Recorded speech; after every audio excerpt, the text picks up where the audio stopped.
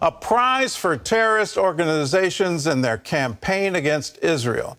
That's how a recent vote by the United Nations is being described in Israel.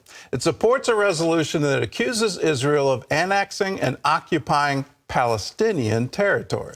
The resolution ignores both history and international law, and it compounds the threats from many sides against the Jewish state.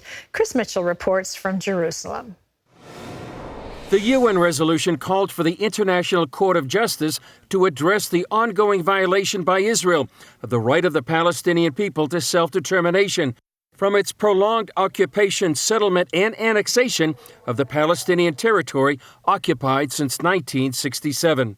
The resolution passed 98-17 with 52 abstentions, with the U.S., Australia, and Canada joining Israel in voting no.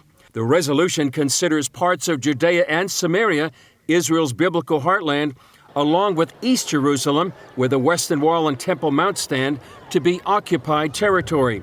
Outgoing Prime Minister Yair Lapid condemned the resolution, saying, supporting this move is a prize for terrorist organizations and the campaign against Israel.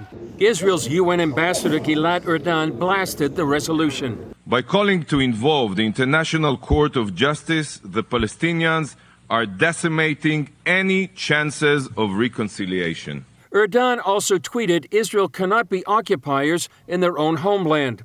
The resolution repeatedly says Israel is under a breach of international law.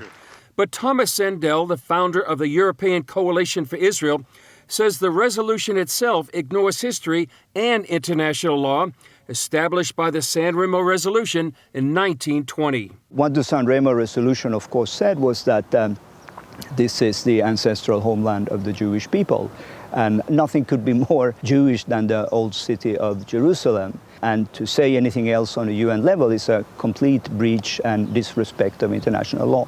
Sandel finds it ironic that this year marks the 100-year anniversary of the British Mandate in 1922. I think the significant part in the text, also in the San Remo Resolution, was to, first time in the history of international law, to make it very clear to say that there is a cultural, religious, and political link between the Jewish people and the land of Israel. Although at the time the Jewish population here was a minority, what would later happen is, of course, that this minority with new immigrants would rebuild this country to what it is today and everything we see around us, which is a modern miracle and something to be celebrated and not condemned by the United Nations. This UN resolution comes on a wave of Palestinian attacks against Israelis this year.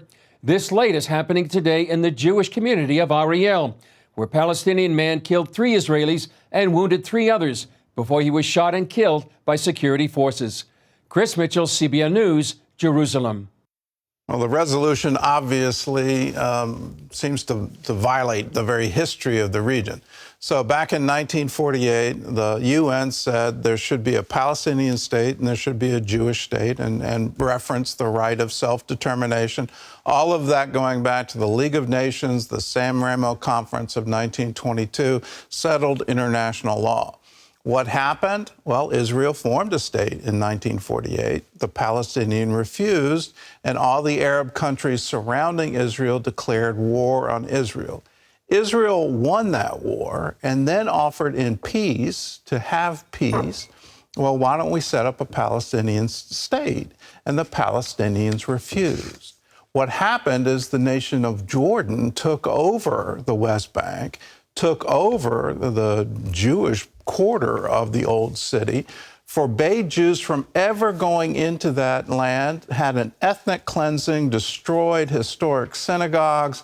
If you can imagine the Jewish quarter having no Jewish residents, which would be something, unbelievable, but that was what happened between 1948 and 1967.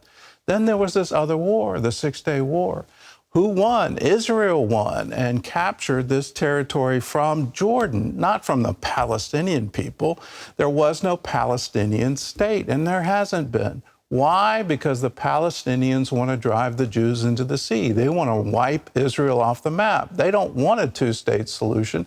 They want just a single state. And it's interesting that they want that to be somehow part of Jordan. That's what they settled for in 1948 to 1967. So this is against the very history of the region and what has happened on the ground. It makes no sense. And to say that somehow it's occupying territory belonging to Palestinians, well, there wasn't a Palestinian state.